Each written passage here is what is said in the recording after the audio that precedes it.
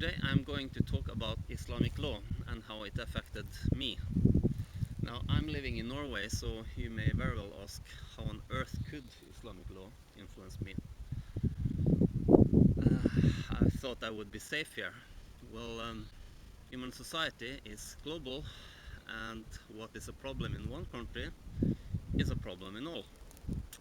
So that'll teach me to broaden my vision. Now, the reason why I encountered Islamic law was that I got into a relationship with an Iranian woman. Now, under Iranian Islamic law, if you're going to marry a registered Muslim, not the formulation here, then you either have to be an Iranian or a Muslim. Now, I'm neither, so in order for me to legally marry her, I had to convert. Now, I've got to live with myself, so after a couple of very difficult days, I concluded that I could not convert. This was not the direct reason why we broke up, because she pointed out that we could get married without Iranian government finding out about it. That's a big risk for her to take though, and for me to put her in. In the end, the relationship failed for other reasons. Still, this problem did not help in a struggling relationship, to put it mildly. But wait, it gets even worse.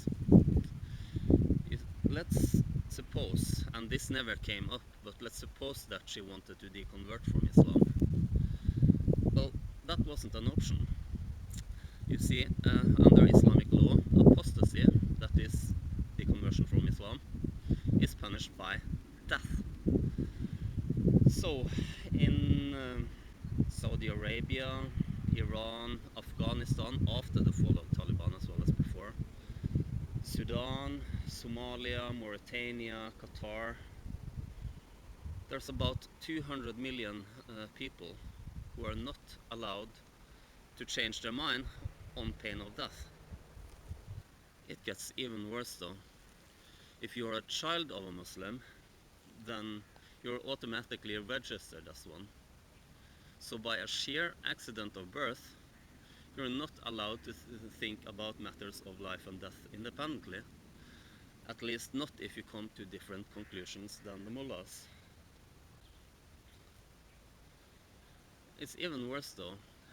Now let's suppose, and this is just hypothetical, I'm not saying that it was so, but let's suppose that my girlfriend had never ever believed in Allah, and still she was registered as a Muslim in this hypothetical case. How's that possible? Well, it's enough that one parent is registered as a Muslim for you to be registered as one. And in an astonishing show of gender equality, it doesn't matter if it's the father or the mother. So, in this potential case, we have a woman who has never professed a belief in the Islamic religion, a woman who even potentially want to marry a Muslim. Yet, according to the Iranian Islamic law, she has to marry one if she was want to marry outside of Iran. So terrific, isn't it? How just and sensible this Islamic law, how lovingly constructed this religion of peace. Now, I'm not going after every Muslim here.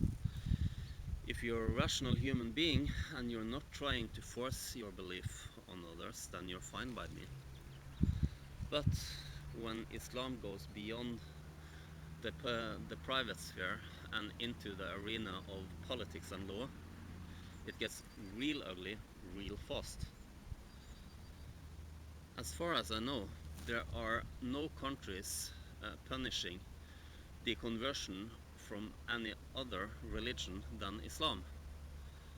In the past, there were Christian countries punishing apostasy, even punishing it with death. But there was fairly little support in the scriptures, and it's centuries in the past.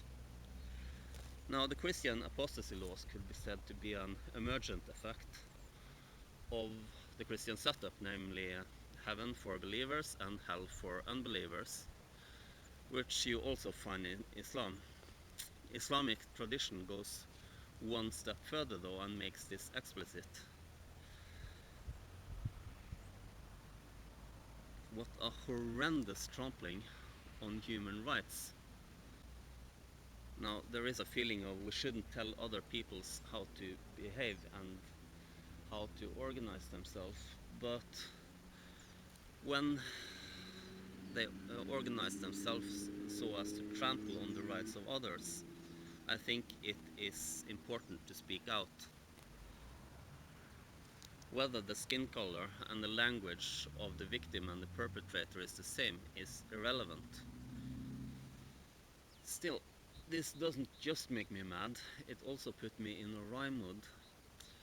People have this impression of Islamic fundamentalists that they are fanatics, that they are very strong in their faith.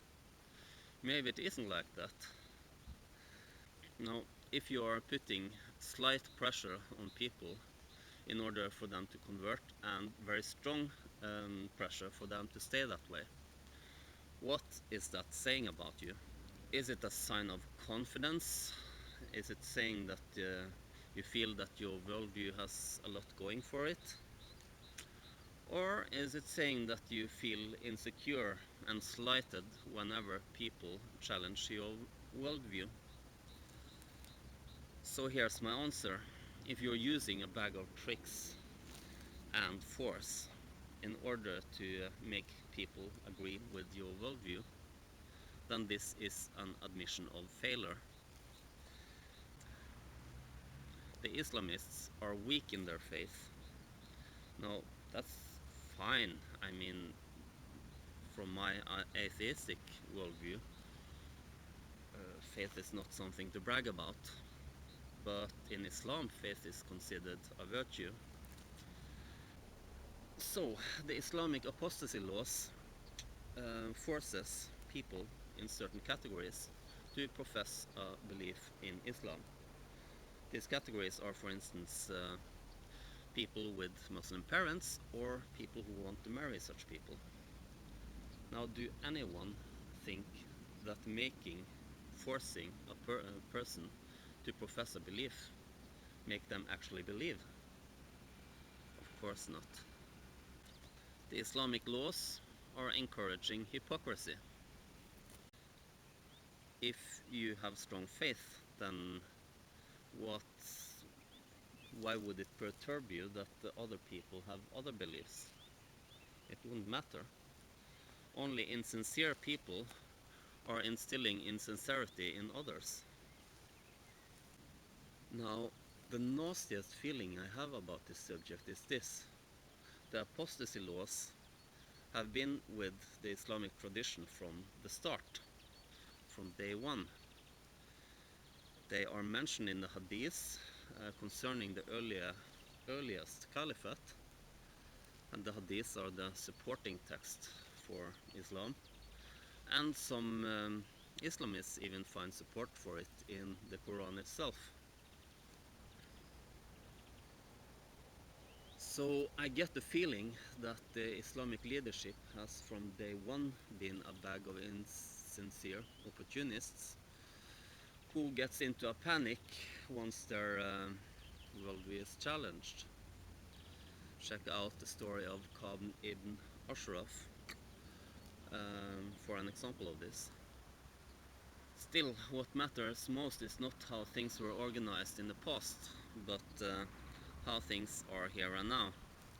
And right now, there are hundreds of millions of people under the yoke of Islamic law in general and the apostasy law in particular. Why are we not talking about this monstrosity more often? It shouldn't matter if the distance to you, between you and the nearest Islamic country is great. the apostasy law is a blemish on the entire human race. Each Iranian, each Saudi and Afghan has the right to make up his or her mind privately and to change the belief if a new thought arrives. Anything else is ludicrous. The situation itself is deeply tragical, but the laws of the Islamists are laughable.